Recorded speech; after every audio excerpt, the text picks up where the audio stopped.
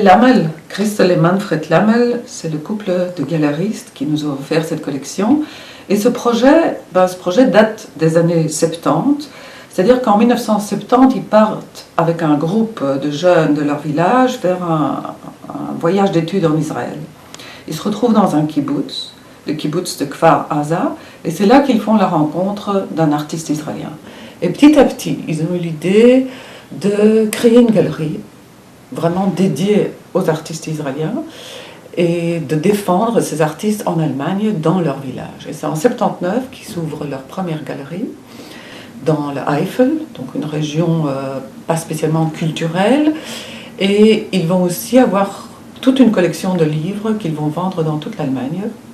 Alors plusieurs de ces artistes ont quitté l'Allemagne dans les années 30-40, avant la période terrible. Ils se sont retrouvés en Israël, principalement dans deux villes, Jérusalem et Tel Aviv, plutôt Jérusalem.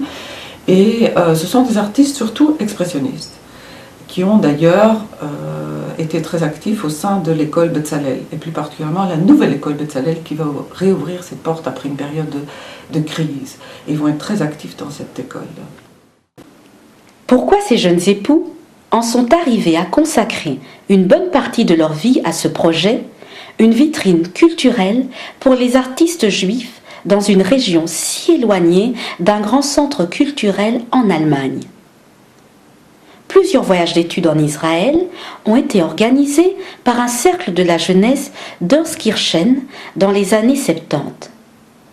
Cela leur a permis de prendre conscience de la méconnaissance par leur génération des Juifs, de leur histoire, de leur religion, de leur culture et de la période de la Shoah.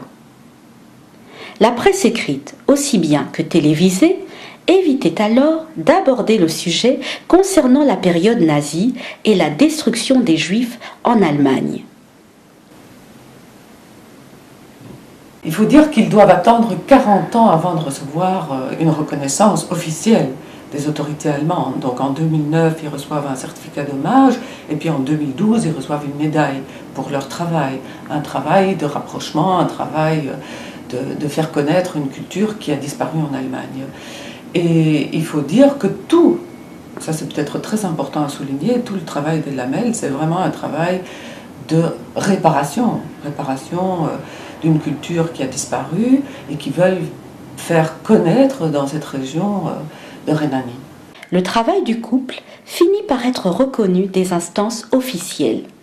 En janvier 2009, les Lammel reçurent un certificat d'hommage d'une association installée à Jülich, la Jülicher Gesellschaft, pour avoir gardé vivante la mémoire de la vie et de la souffrance des Juifs et d'avoir surmonté toutes les hostilités. Et, en mai 2012, Christel se vit décerner une médaille de reconnaissance, le Rheinlandtaler, dans le cadre de son action en vue de favoriser la bonne entente entre les différents groupes de population en Rhénanie. C'est une donation exceptionnelle, il faut bien le dire. C'est la première fois qu'on reçoit d'une galerie un nombre très important d'œuvres d'art. Des gravures, des peintures, des sculptures, des aquarelles, des gouaches, des lithographies. À partir du moment où on a décidé d'accepter ce don, je suis allée à plusieurs reprises chez eux et j'ai d'abord essayé d'avoir un aperçu de tout ce qu'ils avaient, de tous les artistes qu'ils représentaient. J'ai fait des recherches sur les différents artistes, j'ai vu ce qui pourrait être intéressant pour nous. Et à partir de là, j'ai fait aussi une sélection. Je dirais que les artistes les plus importants et les mieux représentés, ce sont d'abord deux graveurs exceptionnels qui ont influencé toute une génération et qui sont liés aussi à l'expressionnisme allemand. C'est Jakob Steinhardt et Jakob Pins. Jakob Pins qui a aussi subi l'influence japonaise. Donc ça, ce sont deux artistes vraiment très importants.